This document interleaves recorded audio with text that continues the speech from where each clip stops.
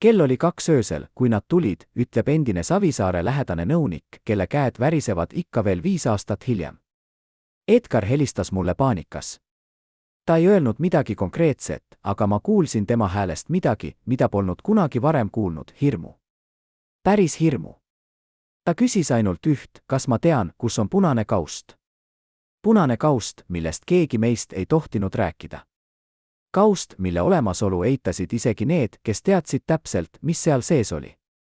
Mees vaatab otse kaamerasse ja tema pilk on täis midagi, mis sarnaneb kahetsusega. Ma valetasin talle. Ütlesin, et ei tea. Aga ma teadsin. Ja nüüd, pärast kõike, mis juhtus, ma mõistan, see öö Hundisilmal ei olnud lihtsalt läbiotsimine. See oli hoolikalt planeeritud operatsioon, mille eesmärk oli leida midagi nii kompromiteerivat, et see muudaks kogu Eesti poliitilist maastikku järgmiseks 10 aastaks. Aga kas nad leidsid selle, mida otsisid? Või leidis keegi teine selle enne neid? Hundisilma talu polnud kunagi olnud lihtsalt Edgar Savisaare kodu. See oli sümbool. 50 hektarit metsa ja põlde Harjumaal, kus Tallinna linnapea võis olla lihtsalt Edgar, mitte poliitik, mitte võimuinimene, vaid mees, kes tahtis rahu. Aga rahu oli viimane asi, mida see koht talle pakkus. Endised töötajad räägivad, et Savisaar muutus seal teistsuguseks. Paranoidilisemaks. Ta kontrollis iga nurka, iga ruumi, iga külastajat. Ta teadis, et nad tulevad, ütleb üks endine turvamees. Ta ei öelnud kunagi välja, kes nad on, aga me kõik mõistsime. Kapo. Prokuratuur. Tema vaenlased. Ta valmistus selleks aastate jooksul. Talu ümber oli ehitatud keeruline turvalisüsteem. Kaamerad. Andurid. Isegi spetsiaalsed lukud, mida sai avada ainult teatud koodidega. Aga kõige huvitavam detail tuli välja alles hiljem, kui läbiotsimise protokolle hakati avalikustama. Talus oli ruume, mida ametlikud plaanid ei näidanud. Ruume, mida ehitajad ei mäletanud ehitavat. Ruume, mille olemasolu eitasid isegi need, kes seal elasid. Kuhu need ruumid viisid? Mida seal hoiti? Ja miks Edgar Savisaar oli nii meeleheitlikult valmis neid kaitsma? Läbiotsimise õhtul 23. september 2013 oli Hundisilmal ebatavaline vaikus. Naabrid mäletavad, et tavaliselt oli seal liikumist, autod, inimesed, valvurid. Aga sel õhtul oli kõik liiga vaikne. Nagu ta oleks teadnud, ütleb üks naabertalunik. Nagu ta oleks kõik ära viinud või ära peitnud. Kapo operatsioon algas täpselt kell 2 hommikul. 8 sõidukit. 12 agenti. Nad tulid vaikselt, ilma sireenideta, aga kohalikud koerad hakkasid kohe haukuma. Edgar Savisaar oli ärkvel. Mõned allikad väidavad, et ta ootas neid juba tunni aega. Teised ütlevad, et ta oli ärkvel kogu öö, hävitades dokumente.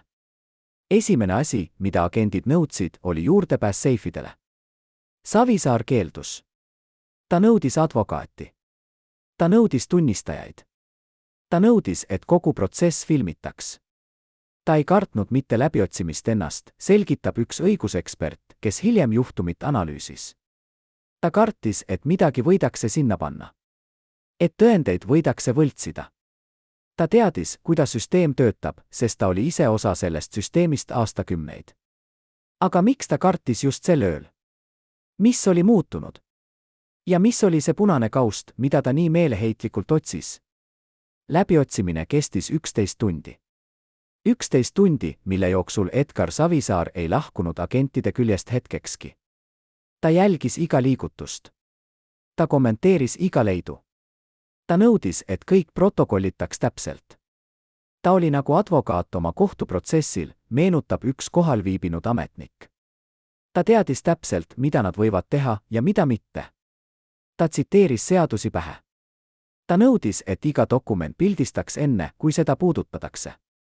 Aga oli üks hetk, kui tema mask kukkus. Kui agendid leidsid midagi teisest korrusest, kabineti tagant. Midagi, mida protokollis kirjeldatakse lihtsalt kui suletud metallkast. Savisaare nägu muutus. Ma nägin tema silmis paanikat, ütleb üks agent, kes nõustus rääkima anonüümselt. Esimest korda kogu öö jooksul ta kaotas kontrolli. Ta karjus, et neil pole õigust seda avada. Et see on isiklik. et seal pole midagi seadusega seotud.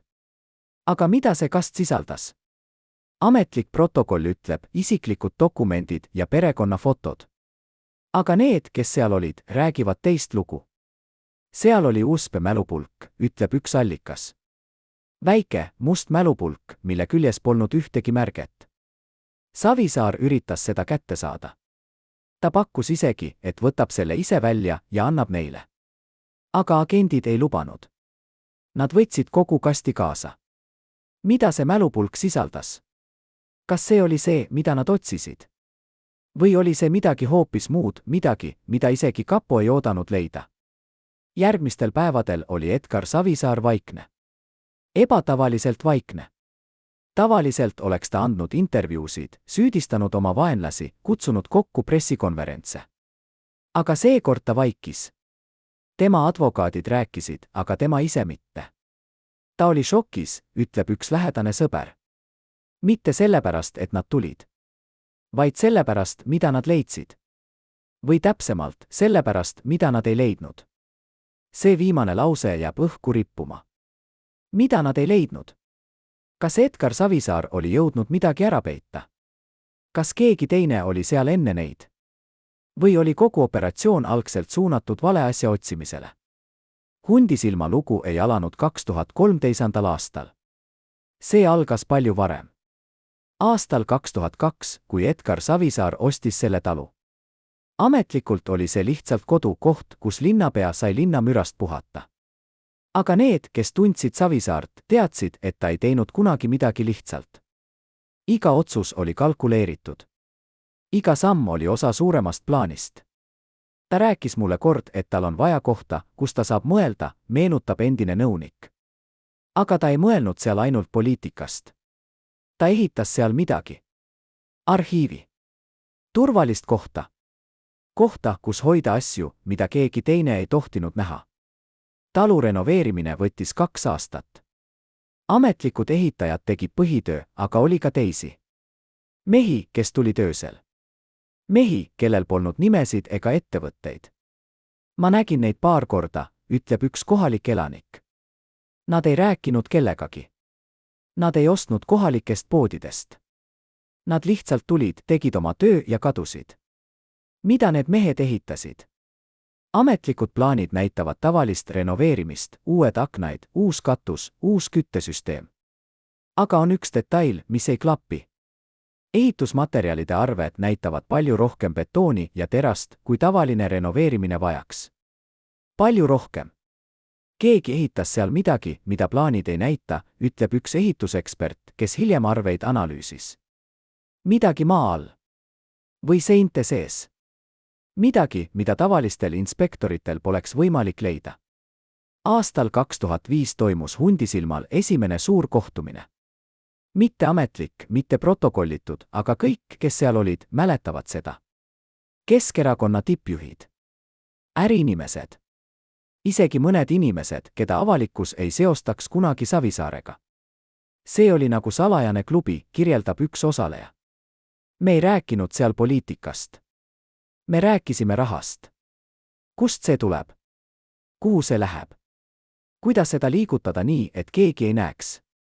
Kas need kohtumised olid seaduslikud? Tehniliselt jah.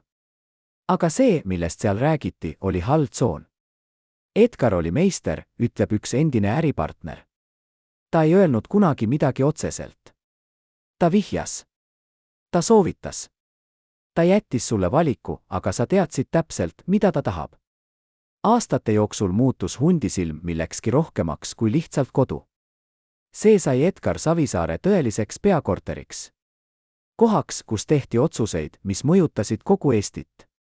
Kohaks, kus hoiti saladusi, mis võisid hävitada karjääre. Kohaks, kus kohtusid inimesed, kes ametlikult ei tohtinud kunagi kohtuda. Seal oli alati keegi, meenutab üks endine turvamees. Isegi kui Edgar ise polnud seal, oli keegi teine. Kohtumised. Vestlused. Dokumendid, mida toodi ja viidi. See koht ei maganud kunagi. Aga mis kõige olulisem, seal oli arhiiv. Mitte ametlik arhiiv, vaid isiklik. Edgar Savisaare isiklik kogu dokumente, salvestisi, fotosid. ta ütles mulle kord, et see on tema kindlustus, tunnistab üks lähedane.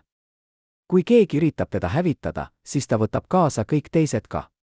Kas see arhiiv oli see, mida kapo otsis 2013. aastal? Kas see oli see punane kaust, mida Edgar nii meeleheitlikult otsis? Või oli seal midagi veel, midagi nii ohtlikku, et isegi tema enda inimesed ei teadnud sellest? Ja kui see arhiiv eksisteeris, siis kus see nüüd on? Kas kapo leidis selle? Kas Edgar jõudis selle ära peita? Või on see ikka veel seal, hundisilma seinte vahel, oodates, et keegi selle leiaks? 2013 oli Edgar Savisaare jaoks pöördepunkt. Mitte ainult läbiotsimise tõttu, vaid selle tõttu, mis sellele eelnes. Jaanuaris oli ta saanud esimesed hoiatused. Mitte ametlikud hoiatused, vaid vihjet. Keegi helistas mulle keskööpaiku, meenutab Savisaare endine abi. Tundmatu number. Mees ütles ainult, öelge Edgarile, et nad tulevad. Nad teavad Vene rahast. Nad teavad kõigest. Edgar võttis seda tõsiselt. Ta hakkas dokumente läbi vaatama. Ta hakkas inimestega rääkima. Ta hakkas valmistuma. Ta ütles mulle veebruaris, et kui nad tulevad, siis peab kõik olema puhas, ütleb teine nõunik. Aga ma ei mõistnud siis, mida ta mõtles. Kas ta tahtis kõike hävitada? Või tahtis ta, et kõik näeks puhas välja, isegi kui see polnud? Kevadel 2013 toimus Hundisilmal midagi ebatavalist. Edgar Savisaar kutsus kokku väikese grupi inimesi, mitte tema tavalist meeskonda, vaid teisi. Inimesi, kellel oli juurdepääs pangandussüsteemile. Inimesi, kes mõistsid, kuidas raha liigub rahvusvaheliselt. Inimesi, kes teadsid, kuidas jälgi kustutada. See kohtumine kestis kogu öö, meenutab üks osaleja. Edgar oli väga konkreetne. Ta tahtis teada, kas on võimalik teatud tehinguid tagasi jälgida. Kas on võimalik tõestada, kust raha tegelikult tuli? Ta ei öelnud, millised tehingud, aga me kõik mõistsime. Kas Edgar Savisaar teadis juba siis, et uurimine on tulemas? Kas keegi oli talle öelnud? Või oli see lihtsalt tema poliitiline instinkt, tunne, et torm on lähenemas? Suvel hakkas olukord muutuma. Kapo jälgimine muutus intensiivsemaks. Me märkasime autosid, ütleb endine turvamees. Samad autod, erinevad numbrimärgid. Nad ei püüdnud isegi varjata. Nad tahtsid, et me teaksime. Nad tahtsid survet tekitada. Edgar reageeris ootamatult. Ta ei muutunud ettevaatlikumaks, ta muutus julgemaks. Ta hakkas andma rohkem intervjuusid. Ta hakkas rohkem rääkima oma vaenlastest.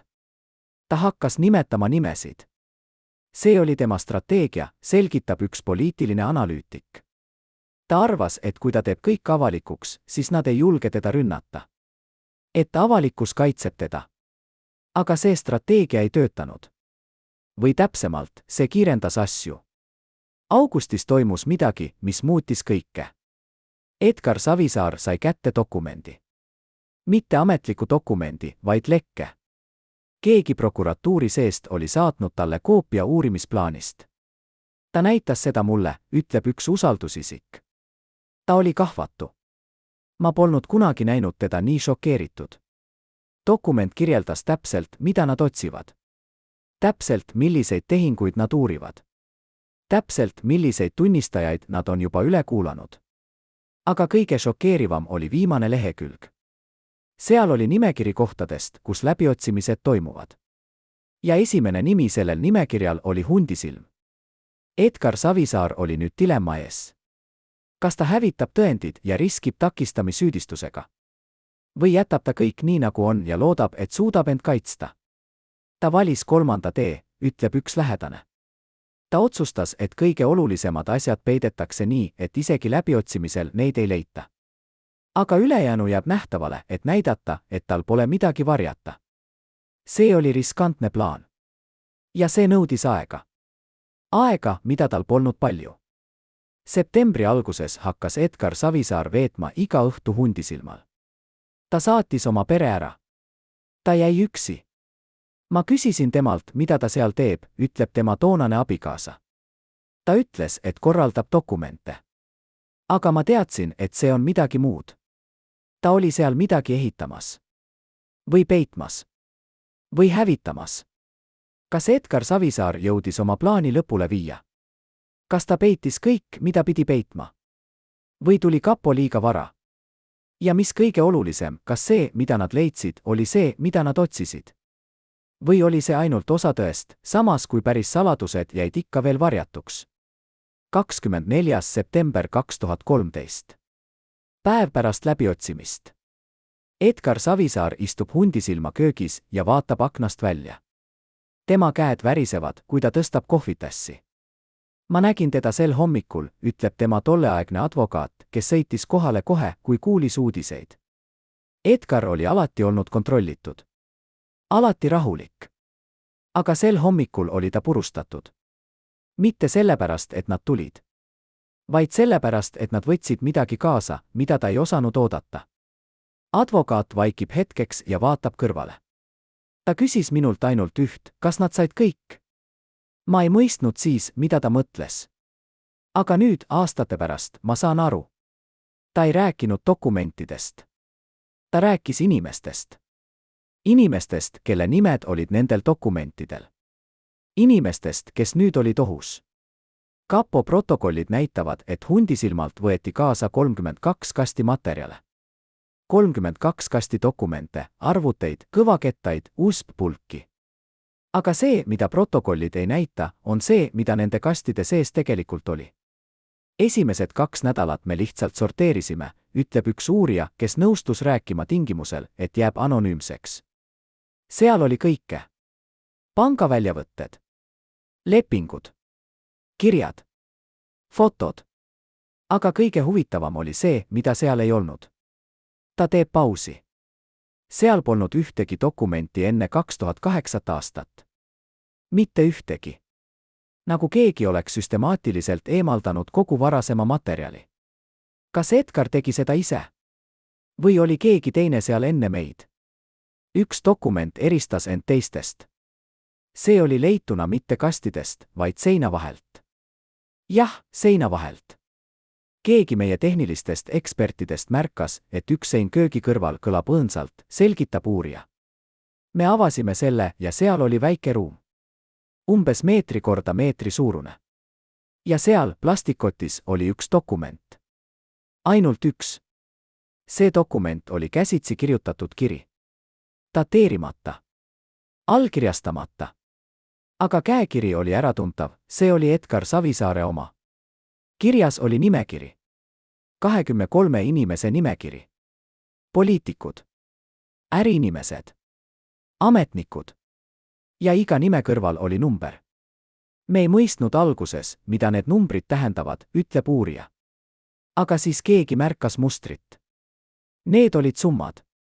Väga suured summad. Ja kuupäevad. Kuupäevad, mis kattusid teatud poliitiliste otsustega, teatud hangetega, teatud ametisse nimetamistega. Kas see oli see kuulus punane kaust? Kas see oli Edgar Savisaare kindlustus, nimekiri inimestest, kes olid temaga seotud, inimestest, kes võlgnesid talle? Või oli see midagi muud, võib-olla hoopis süüdistus, mille ta oli valmis esitama, kui asjad lähevad liiga kaugele? Edgar ei olnud kunagi loll, ütleb üks endine Keskerakonna liige. Ta teadis, et kui ta kukub, siis paljud tahavad kukutada teda veel sügavamale. Seega ta vajas kaitset. Ja parim kaitse oli teadmine. Teadmine, kes veel on määrdunud. Teadmine, kes veel kardab tõde. Aga see nimekiri tekitas uue probleemi. Kas kapo võis seda kasutada? Kas käsitsi kirjutatud, dateerimata, allkirjastamata dokument võis olla tõend? Juriidiliselt see oli keeruline, selgitab üks õigusekspert. Ilma kontekstita, ilma täiendavate tõenditeta, see oli lihtsalt paber. Aga kui seda kombineerida teiste leidudega, pangadokumentidega, e-mailidega, tunnistajate ütlustega, siis see muutus võimsaks tööriistaks. Ja kapo hakkas tööle. Iga nimi nimekirjast kontrolliti. Iga number uuriti. Iga seos kaardistati. See võttis kuid, ütleb uurija. Aga tasapisi hakkasid tükid kokku sobima. Me nägime mustrit. Me nägime süsteemi.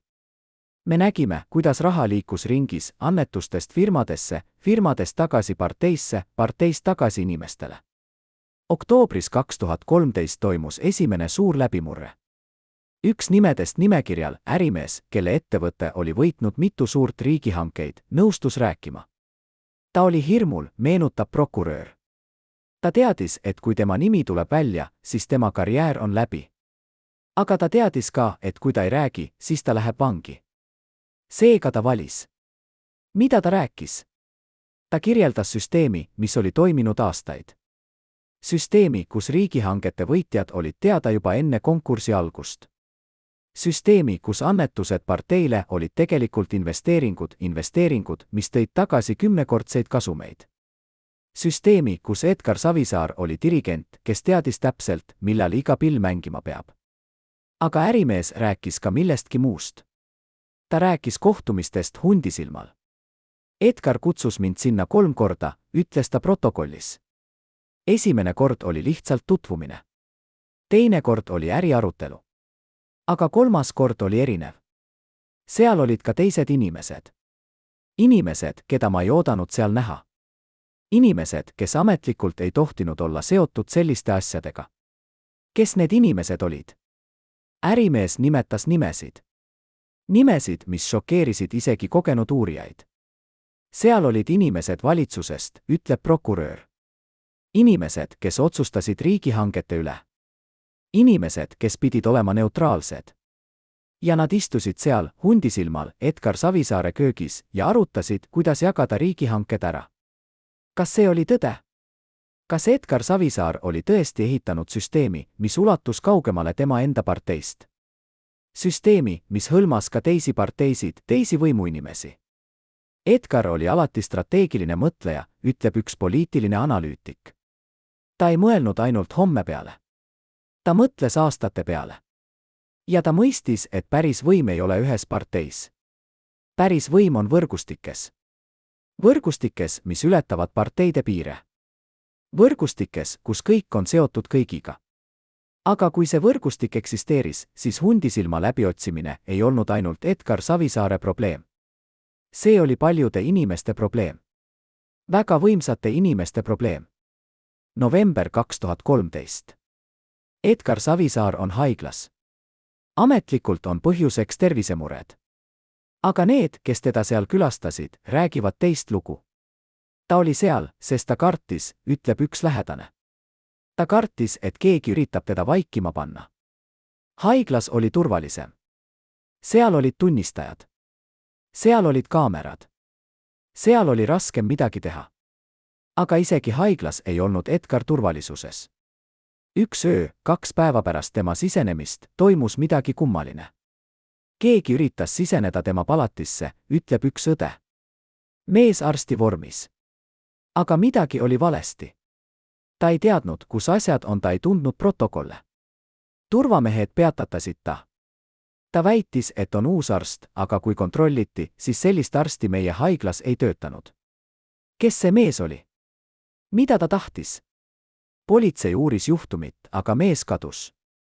Me ei leidnud teda kunagi, ütleb üks uurija.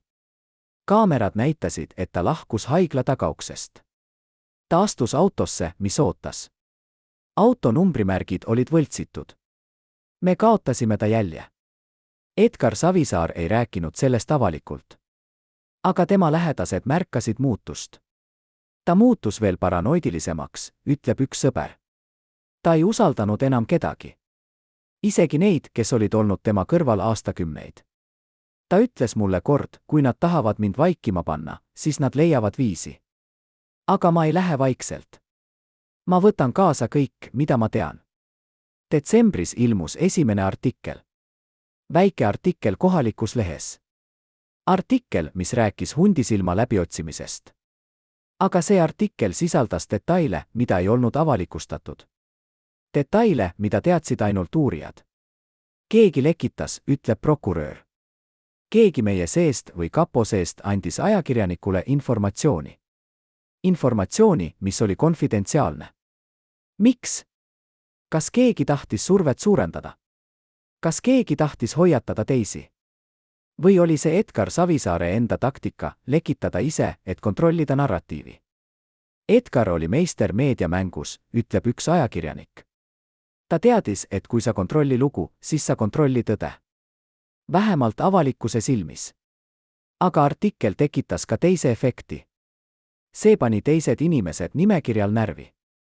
Telefon hakkas helisema, meenutab Edgar Savisaare advokaat. Inimesed, kes ei olnud Edgariga rääkinud aastaid, helistasid äkki. Nad tahtsid teada, mis toimub. Nad tahtsid teada, kas nende nimed tulevad välja.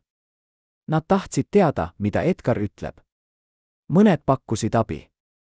Mõned ähvardasid. Mõned palusid. Üks mees ütles mulle otse, meenutab advokaat, et kui Edgar räägib, siis tema elu on läbi. Mitte ainult karjäär. Elu. Ta palus, et ma ütleksin Edgarile, et mõned asjad on paremad jääda öeldmata. Kas see oli ähvardus? Või lihtsalt tõsiasi? Jaanuaris 2014 toimus teine läbiotsimine. Seekord mitte Hundisilmal, vaid Tallinna linnavalitsuses. Edgar Savisaare kabinetis. See oli veel põhjalikum, ütleb üks ametnik, kes oli kohal. Nad võtsid kõik. Iga dokumendi. Iga arvuti. Isegi telefonilaadijad. Nagu nad tahaksid, et Edgar ei saaks enam midagi teha. Aga kõige huvitavam leid oli mitte kabinetis, vaid keldris. Linnavalitsuse keldris, ruumis, mida kasutati arhiivina. Seal oli seif, ütleb uurija. Vana, nõukogudeaegne seif. Keegi ei teadnud, et see seal on, isegi hooldajad ei mäletanud seda. Seifi avamine võttis 2 päeva. Ja kui see lõpuks avati, oli seal midagi, mida keegi ei oodanud. Seal oli raha. Palju raha. 500 000 eurot sularahas. Vanad rahatähed, uued rahatähed, isegi mõned välisvaluutad. See oli šokeeriv, ütleb prokurör. Mitte summa ise, vaid asjaolu, et see oli seal. Linnavalitsuse keldris. Seifis, millest keegi ei teadnud. Raha, millel polnud selgitust. Edgar Savisaar eitas, et teadis sellest rahast. Ta väitis, et seif oli seal juba enne tema ametiaega. Ta väitis, et see võis olla jäänuk varasematest aegadest. Aga uurijad ei uskunud. 500 000 eurot ei jää lihtsalt kuhugi, ütleb uurija. Keegi pani selle sinna. Keegi teadis sellest. Ja kõige tõenäolisem inimene, kes teadis, oli Edgar Savisaar. Aga oli veel üks detail. Raha oli pakitud erilisel viisil. Iga 10 000 eurot oli eraldi kotis. Ja igal kotil oli number. Numbrid 1–50. See ei olnud juhuslik, ütleb uurija. See oli süsteem. Keegi oli selle raha organiseerinud. Keegi oli selle jaoks valmis. Aga milleks? Kas see oli varufond? Kas see oli mõeldud hädaolukorras kasutamiseks? Või oli see mõeldud kellelegi maksma? Uurijad üritasid jälgida rahatähtede seerianumbreid. Aga enamik neist oli nii vanad, et jälgimine oli võimatu. Mõned tähed olid käibelt juba 10 aastat väljas, ütleb ekspert. See tähendab, et raha oli seal väga kaua. Või siis keegi kasutas väga vanu rahatähti tahtlikult, et jälgi oleks raskem jälgida. Veebruaris 2014 hakkas Edgar Savisaare tervis halvenema. Ametlikult oli see stress. Aga tema arstid rääkisid teist lugu. Ta ei maganud, ütleb üks arst. Ta ei söönud korralikult. Ta oli pidevalt telefonis. Ta oli pidevalt koosolekutel. Ta üritas kontrollida kõike, aga ta ei suutnud enam. Tema lähedased nägid muutust. Edgar oli alati olnud tugev, ütleb üks sõber. Aga nüüd ta oli purustatud. Mitte füüsiliselt ainult. Vaimselt. Ta teadis, et mäng on läbi. Ta teadis, et süsteem, mille ta oli ehitanud, on kokku varisemas. Ja ta teadis, et ta ei saa seda peatada. Aga Edgar Savisaar ei andnud alla. Isegi haigena, isegi nõrgenenuna ta võitles. Ta andis intervjuusid. Ta kirjutas artikleid. Ta süüdistas oma vaenlasi. Ta nimetas nimesid. Ta ütles mulle kord, meenutab tema advokaat, et kui ta peab minema alla, siis ta läheb võideldes. Mitte vaikselt. Mitte alandlikult. Vaid võideldes. Ja ta võtab kaasa kõik, kes üritasid teda hävitada. Kas see oli tühi ähvardus? Või oli Edgaril ikka veel trumbid käes? Kas Hundisilmalt leitud dokumendid olid kõik? Või oli seal veel midagi, mida isegi kapo ei leidnud? Ja kui see midagi eksisteeris, siis kus see nüüd on? Märtsis 2014 toimus kohtumine, millest avalikkus ei teadnud. Kohtumine Edgar Savisaare ja 3 endise Keskerakonna tippjuhi vahel. Kohtumine, mis toimus mitte kontoris, mitte restoranis, vaid eramajas Nõmmel. Ma olin seal, ütleb üks osalejaid. Edgar oli väsinud, aga ta oli ka vihane. Ta ütles meile, et mõned meist on rääkinud uurijatega. Mõned meist on andnud teavet. Mõned meist on teda reetunud. Ruum muutus vaikseks. Edgar vaatas meid kõiki otsa ja küsis, kes teist tahab rääkida esimesena. Kes teist tahab tunnistada, et müüs mind maha? Keegi ei öelnud midagi. Siis Edgar naeratas. See oli külm naeratus. Ja ta ütles, te kõik arvate, et kui te räägite, siis te pääsete. Aga te ei mõista. Kui ma lähen alla, siis te kõik lähete alla. Sest ma tean kõike. Kõigest. Kas see oli tõsi? Kas Edgar Savisaar teadis tõesti kõike? Või oli see lihtsalt bluff, meeleheiteliku mehe viimane katse hoida kontrolli? Edgar oli alati olnud hea bluffija, ütleb üks endine poliitik. Aga seekord ma arvan, et ta ei bluffinud. Ma arvan, et tal oli tõesti midagi. Midagi, mida ta ei olnud veel kasutanud. Midagi, mida ta hoidis viimase hetke jaoks. Aga mis see midagi oli? Kas see oli rohkem dokumente? Rohkem salvestisi? Rohkem nimesid? Või oli see midagi hoopis muud, midagi nii võimsat, et isegi selle olemasolu teadmine oli piisav, et hoida inimesi kontrolli all? Aprillis 2014 tuli uudis, mis šokeeris kõiki. Edgar Savisaar astus tagasi Tallinna linnapea kohalt. Ametlikult oli põhjuseks tervis.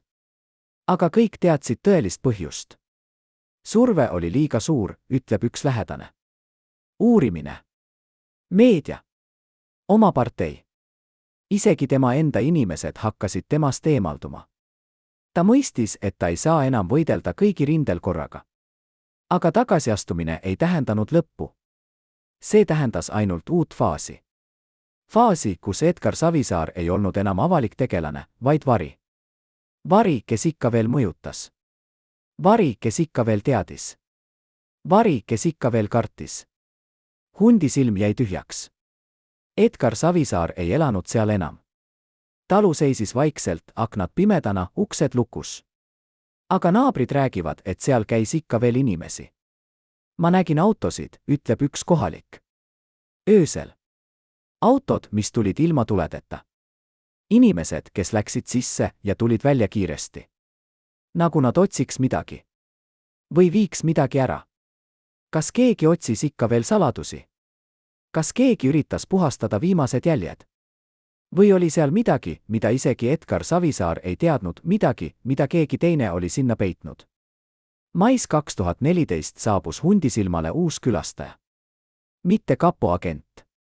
Mitte prokurör. Vaid mees, keda keegi ei oodanud, endine Nõukogude Liidu kapo-ohvitser, kes oli elanud Eestis alates 90ndatest.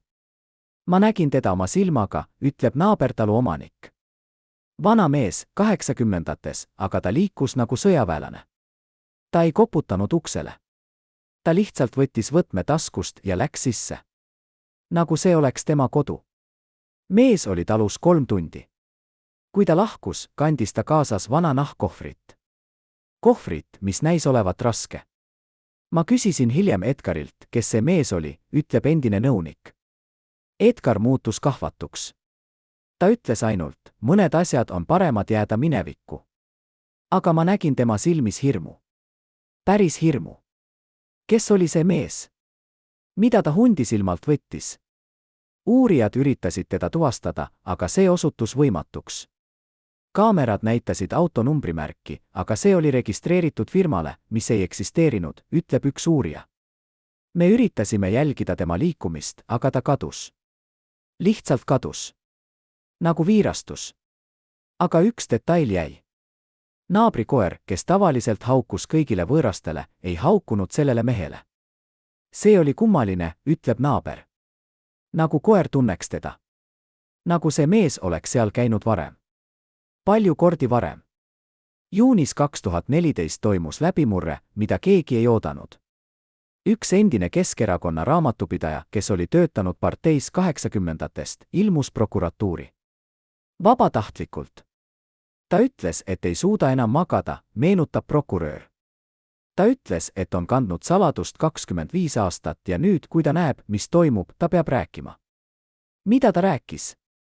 Ta kirjeldas süsteemi, mis oli palju vanem kui keegi arvas. Süsteemi, mis ei alanud Edgariga, vaid oli päritud. 80-ndatel, kui Keskerakond alles tekkis, tuli raha mitmest kohast, selgitas naine. Osa oli annetused. Aga osa tuli mujalt. Kohast, millest me ei tohtinud rääkida. See koht oli Moskva. Mitte ametlik Moskva, vaid varjatud struktuurid. Nad ütlesid meile, et see on abi, jätkab endine raamatupidaja. Abi uue demokraatliku partei loomiseks. Aga me kõik mõistsime, et see ei ole tasuta.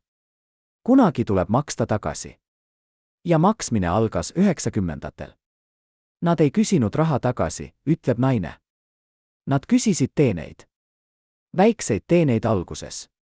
Informatsioon. Kontaktid. Juurdepääs. Aga aja jooksul muutusid need teenused suuremaks. Kas Edgar Savisaar teadis sellest? Muidugi ta teadis, ütleb raamatupidaja. Ta oli see, kes nende inimestega kohtus. Ta oli see, kes otsustas, millised teenused me osutame. Ta oli see, kes hoidis kõike tasakaalus.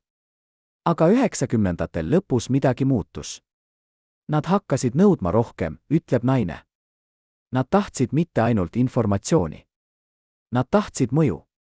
Mõju otsustele. Mõju poliitikale. Ja Edgar hakkas kartma. Ta mõistis, et ta on lõksu püütud. Kas see oli põhjus, miks Edgar Savisaar ostis Hundisilma?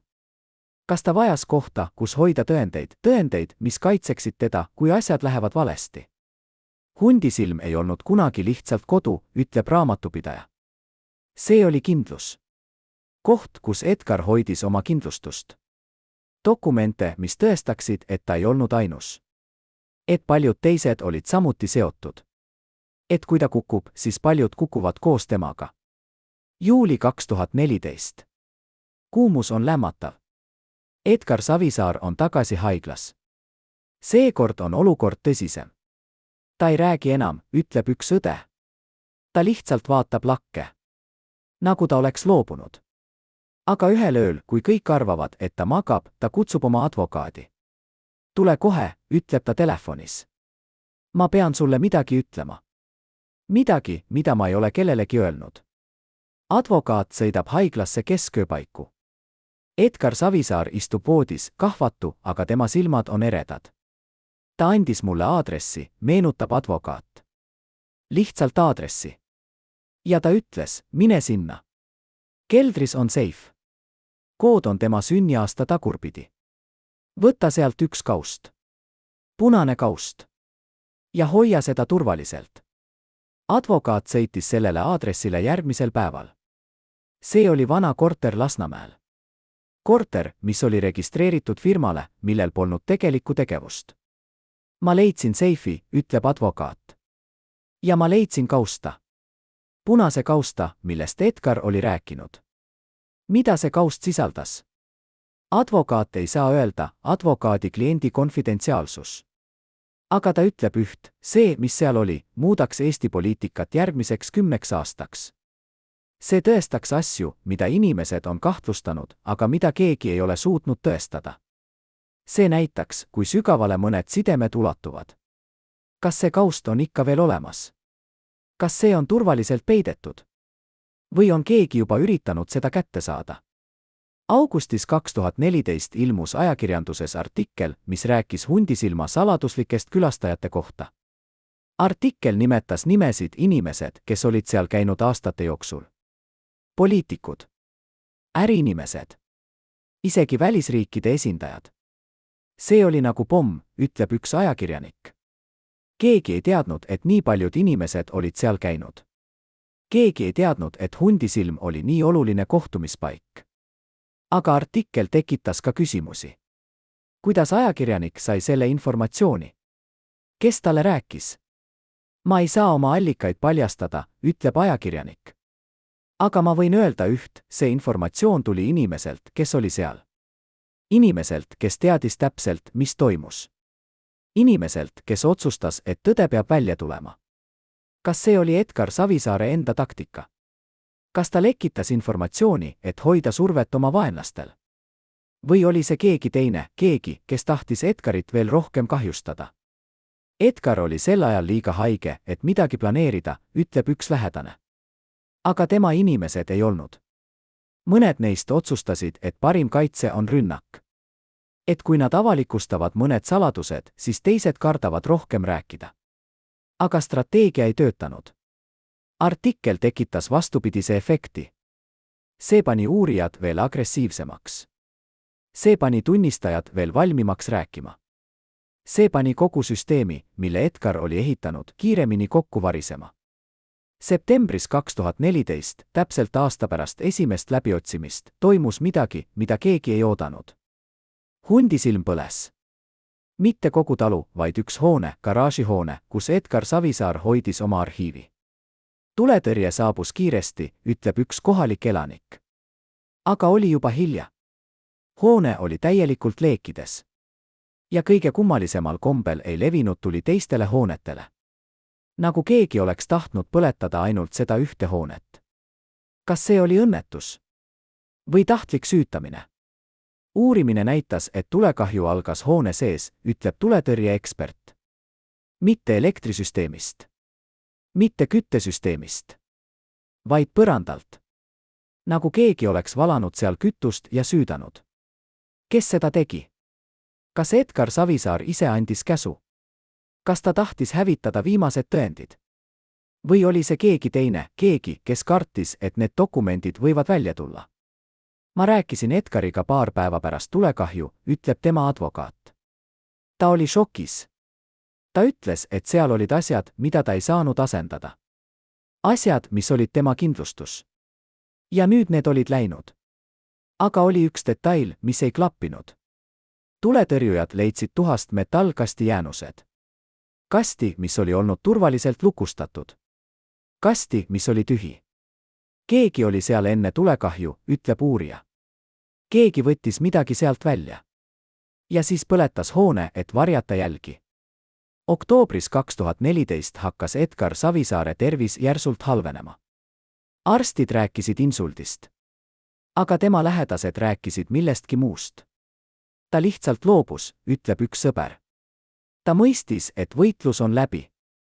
Et süsteem, mille ta ehitas, on hävitatud. Et inimesed, keda ta usalas, on teda reetnud. Ja ta lihtsalt loobus. Aga isegi haigena, isegi nõrgenenuna, Edgar Savisaar ei rääkinud. Ta ei andnud intervjuusid. Ta ei kirjutanud memuaare. Ta hoidis vaikust. See oli tema viimane võim, ütleb üks endine nõunik. Vaikimine. Teadmine, et ta teab asju, mida teised kardavad. Ja et ta võib rääkida igal hetkel. See hoidis inimesi ärksana. See hoidis neid kartuses. Novembris 2014 toimus viimane suur kohtumine. Mitte Edgari initsiatiivil, vaid tema endiste liitlaste initsiatiivil. Nad tulid haiglasse. 5 meest, kes olid olnud Edgari kõige lähedasemad nõunikud. Me palusime teda, ütleb üks neist. Me palusime, et ta ütleks meile, kus on dokumendid. Kus on tõendid? Kus on see, mis meid kõiki kaitseks? Edgar Savisaar vaatas neid ja naeratas. See oli nõrk naeratus, aga selles oli midagi, mis pani mehed ebamugavalt tundma. Ta ütles ainult üht, meenutab mees. Ta ütles, te arvate, et ma ehitasin süsteemi teid kaitsma. Te eksite. Ma ehitasin süsteemi mind kaitsma. Ja nüüd, kui ma ei vaja enam kaitset, siis te ei vaja seda ka. Detsembris 2014 ilmus veel üks artikkel. Seekord rahvusvahelises väljaandes. Artikkel, mis rääkis Eesti poliitika varjatud sidemete kohta Venemaaga. Artikkel, mis nimetas Edgar Savisaart kui võtmefiguuri. Artikkel, mis väitis, et Hundisilmal toimunud kohtumised ei olnud ainult siseriiklikud, vaid rahvusvahelised. See oli katastroof, ütleb üks poliitiline analüütik. See muutis Edgar Savisaare lihtsast korruptsioonijuhtumist rahvusvaheliseks julgeolekuküsimuseks. See tõi sisse NATO. see tõi sisse Euroopa Liidu. See muutis kõike. Aga artikkel sisaldas ka midagi muud. See nimetas kuupäevi. Konkreetseid kuupäevi, mil Hundisilmal toimusid kohtumised Vene ärinimestega. Kohtumised, millest Edgar Savisaar oli alati eitanud. Kuidas ajakirjanik sai need kuupäevad, küsib üks endine nõunik. Need ei olnud avalikud. Need ei olnud kalendrites. Need olid ainult Edgari isiklikus arhiivis. Arhiivis, mis põles. Või vähemalt me arvasime, et see põles. Kas keegi päästis dokumendid enne tulekahju? Kas keegi koopias need enne? Või oli seal keegi, kes teadis neid kuupäevi pähe, keegi, kes oli seal iga kord, kui need kohtumised toimusid? Jaanuaris 2015 Edgar Savisaar ei rääkinud enam üldse. Ta lamas haiglas, ühendatud masinatega, tema silmad suletud. Aga arstid ütlesid midagi kummalised. Ta kuuleb, ütles üks arst. Tema aju on aktiivne. Ta mõistab, mis toimub. Ta lihtsalt ei saa või ei taha reageerida. Tema lähedased tulid külastama. Nad rääkisid temaga. Nad palusid teda. Mõned isegi nutsid. Ma ütlesin talle, meenutab üks endine nõunik, et me vajame tema abi. Et me vajame teada, kus on dokumendid. Et ilma nendeta me kõik läheme vangi. Edgar Savisaare silmad jäid suletuks. Aga üks õde märkas midagi. Tema käsi liikus, ütleb ta. Ainult natuke. Aga see liikus. Nagu ta üritaks midagi öelda. Nagu ta üritaks kirjutada. Veebruaris 2015 toimus veel üks läbiotsimine. Seekord mitte Hundisilmal ega linnavalitsuses, vaid hoopis teises kohas, väikeses korteris Kadriorus. Korteris, mis oli registreeritud Edgar Savisaare sugulase nimele. Me ei teadnud sellest korterist, ütleb uurija. See tuli välja ainult siis, kui üks tunnistaja mainis seda. Ta ütles, et Edgar kasutas seda kohta kohtumisteks, mida ta ei tahtnud, et keegi teaks. Mida nad sealt leidsid? Vähe, ütleb uurija. Korter oli peaaegu tühi. Aga oli üks asi. Väike märkmik. Vana, kulunud märkmik, täis käsitsi kirjutatud märkmeid. Märkmetes olid numbrid. Ainult numbrid. Kuupäevad ja summad. Me ei mõistnud alguses, mida need tähendavad, ütleb uurija. Aga siis keegi märkas mustrit. Need kuupäevad kattusid teatud poliitiliste otsustega. Ja summad kattusid teatud tehingutega. Kas see märkmik oli Edgar Savisaare isiklik raamatupidamine? Kas see oli tema viis jälgida, kes võlgneb talle ja kellele ta võlgneb? Edgar oli alati olnud täpne, ütleb üks endine nõunik. Ta ei unustanud kunagi. Iga teene. Iga võlg. Iga lubadus. Ta pidas kõigest arvestust. Ja see märkmik oli tema mälu. Aga märkmik tekitas ka uusi küsimusi. Mõned kuupäevad ja summad ei klappinud ühegi teadaoleva tehinguga. Seal olid asjad, mida me ei mõista, ütleb uurija. Tehingud, mida me ei suuda jälgida. Inimesed, keda me ei suuda tuvastada. Nagu Edgar oleks kasutanud koode. Koode, mida ainult tema mõistis. Märtsis 2015 suri üks tunnistaja. Ärimees, kes oli nõustunud rääkima. Ärimees, kes oli kirjeldanud Hundisilma kohtumisi. Ametlikult oli surmapõhjus südameinfarkt. Aga tema perekond ei uskunud. Ta oli terve, ütleb tema lesk. Ta käis jooksmas iga päev. Ta ei suitsetanud. Ta ei joonud. Ja äkki, ühe öö jooksul ta sureb. Politsei uuris juhtumit, aga ei leidnud midagi kahtlast. Lahkamine näitas südameinfarkti, ütleb uurija. Ei olnud märke vägivallast. Ei olnud märke mürgitusest. See oli lihtsalt traagiline õnnetus. Aga ärimehe advokaat ei olnud nii kindel.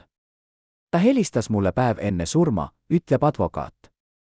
Ta ütles, et ta tunneb, et keegi jälgib teda. Ta ütles, et ta nägi sama auto oma maja ees 3 päeva järjest. Ta küsis, kas ta peaks muretsema. Kas see oli juhus? Või oli see hoiatus teistele tunnistajatele? Pärast tema surma muutusid inimesed vaiksemaks, ütleb prokurör. Need, kes olid nõustunud rääkima, hakkasid tagasi tõmbuma. Nad hakkasid ütlema, et nad ei mäleta. Et nad ekkisid. Et nad tahavad oma ütlusi muuta. Hirm oli tagasi. Hirm, mis oli alati olnud seal, aga mis oli hetkeks kadunud. Hirm, mis nüüd oli tugevam kui kunagi varem. Inimesed mõistsid, ütleb üks endine poliitik, et see mäng on ohtlikum, kui nad arvasid. Et on jõud, mis ei taha, et tõde tuleks välja. Jõud, mis on valmis tegema kõike, et hoida saladusi varjatuna. Aprillis 2015 toimus midagi, mis muutis kõike. Kapo teatas, et nad on leidnud uue tõendi. Tõendi, mis oli peidetud nii hästi, et selle leidmine võttis üle aasta. See oli digitaalne jälg, ütleb kapo esindaja. E-mail, mis oli saadetud krüpteeritud serverist. E-mail, mis kirjeldas täpselt, kuidas raha liigub. Kuidas see pestakse. Kuidas see jõuab tagasi Eestisse. Aga kõige huvitavam oli see, kes selle e-maili saatis. See ei olnud Edgar Savisaar, ütleb esindaja. See oli keegi tema lähedane. Keegi, kes teadis kõike. Keegi, kes otsustas, et ta peab end kaitsma. Ja parim viis end kaitsta oli dokumenteerida kõike. Kes see inimene oli? Kapo ei avalikusta nime. Aga need, kes on uurimisega kursis, räägivad, et see oli keegi, keda Edgar Savisaar usalas täielikult. See oli reetur, ütleb üks endine Keskerakonna liige. Keegi, kes oli Edgari kõrval aastakümneid. Keegi, kes teadis kõiki saladusi. Ja kes otsustas, et tema enda elu on olulisem kui lojaalsus. Kas Edgar Savisaar teadis sellest reetmisest? Kas see oli põhjus, miks ta loobus? Kas see oli põhjus, miks ta ei rääkinud enam? Ma arvan, et ta teadis, ütleb üks lähedane. Ma arvan, et keegi ütles talle. Ja see murdis ta. Mitte uurimine. Mitte süüdistused. Vaid teadmine, et keegi, keda ta usalas, müüs ta maha. Mais 2015 Edgar Savisaar lahkus haiglast. Mitte paranenuina, vaid sest, et ta tahtis surra kodus. Ta ütles arstidele, et ta ei taha enam ravi, meenutab üks pereliige. Ta ütles, et ta on väsinud. Et ta on võidelnud piisavalt. Et ta tahab lihtsalt rahu. Teda viidi tagasi Tallinnasse, väikesesse korterisse, kus ta veetis oma viimased päevad. Mitte Hundisilmale, see koht oli nüüd liiga täis mälestusi, liiga täis valu. Ta ei rääkinud enam poliitikast, ütleb pereliige. Ta ei küsinud enam uurimise kohta. Ta lihtsalt istus akna ääres ja vaatas välja. Nagu ta ootaks midagi. Või kedagi. Aga ühel õhtul, paar nädalat enne tema surma, ta kutsus oma advokaadi. Ta tahtis muuta testamenti, ütleb advokaat. Ta tahtis lisada midagi. Midagi, mida ta ei olnud varem maininud. Mida ta lisas? Ta jättis juhised, ütleb advokaat. Juhised, mida teha pärast tema surma. Juhised, kuhu minna. Mida otsida. Ja kellele anda. Kas need juhised viivad punase kausta juurde? Kas need paljastavad viimased saladused? Ma ei saa öelda, ütleb advokaat. Aga ma võin öelda üht, Edgar Savisaar ei läinud vaikselt. Isegi surevana ta planeeris. Isegi nõrgenenuna ta mõtles ette. Ta jättis maha midagi, mis muudab kõike. Midagi, mis tuleb välja õigel ajal. Juunil 2015, varahommikul, Edgar Savisaar suri. Ametlikult oli põhjus südamepuudulikkus. Aga need, kes olid tema juures viimastel tundidel, räägivad teist lugu. Ta ei surnud rahulikult, ütleb üks õde. Ta oli rahutu. Ta üritas midagi öelda. Ta üritas kirjutada. Aga ta ei suutnud. Tema viimased sõnad olid ebaselged. Aga üks inimene, kes oli seal, väidab, et ta kuulis midagi. Ta ütles, Hundisilm, meenutab see inimene. Ta ütles seda 3 korda. Hundisilm. Hundisilm. Hundisilm. Nagu see oleks oluline. Nagu seal oleks midagi, mida me ei tea. Pärast Edgar Savisaare surma muutus kõik vaiksemaks. Uurimine jätkus, aga ilma sama intensiivsuseta. Tunnistajad muutusid ettevaatlikumaks. Dokumendid kadusid. See oli nagu keegi oleks vajutanud pausi nuppu, ütleb üks uurija. Kõik, mis oli olnud nii kiire, nii intensiivne, muutus äkki aeglaseks. Nagu keegi oleks otsustanud, et nüüd, kui Edgar on surnud, ei ole enam vaja nii kõvasti suruda. Aga miks? Kas Edgar Savisaare surm muutis midagi? Kas tema surm tegi uurimise vähem oluliseks? Või oli seal midagi muud, midagi, mida avalikkus ei tea? Hundisilm müüdi 2016 aastal. Uus omanik oli ärimees, kelle nimi ei ütle enamikule inimestele midagi. Ta ostis selle vaikselt, ütleb üks kinnisvaramaakler. Ta ei tahtnud avalikkust. Ta ei tahtnud tähelepanu. Ta lihtsalt ostis ja renoveeris. Aga naabrid räägivad, et renoveerimine oli ebatavaline. Nad ei lihtsalt parandanud, ütleb üks kohalik. Nad lõhkusid. Nad lõhkusid seinu.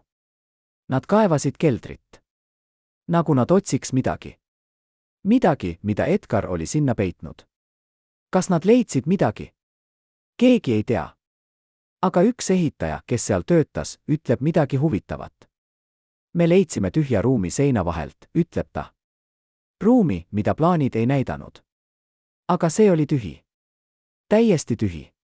Nagu keegi oleks seal juba käinud enne meid. Kas Edgar Savisaare saladused on ikka veel seal, Hundisilma seinte vahel? Kas keegi leidis need enne, kui talu müüdi? Või on need kusagil mujal, kohas, mida keegi ei oska otsida? Ja mis kõige olulisem, kas need saladused tulevad kunagi välja? Kas on keegi, kes teab piisavalt, et need paljastada? Või lähevad need Edgariga kaasa hauda, jäädes igaveseks müsteeriumiks, mis kummitab Eesti poliitikat veel aastakümneid?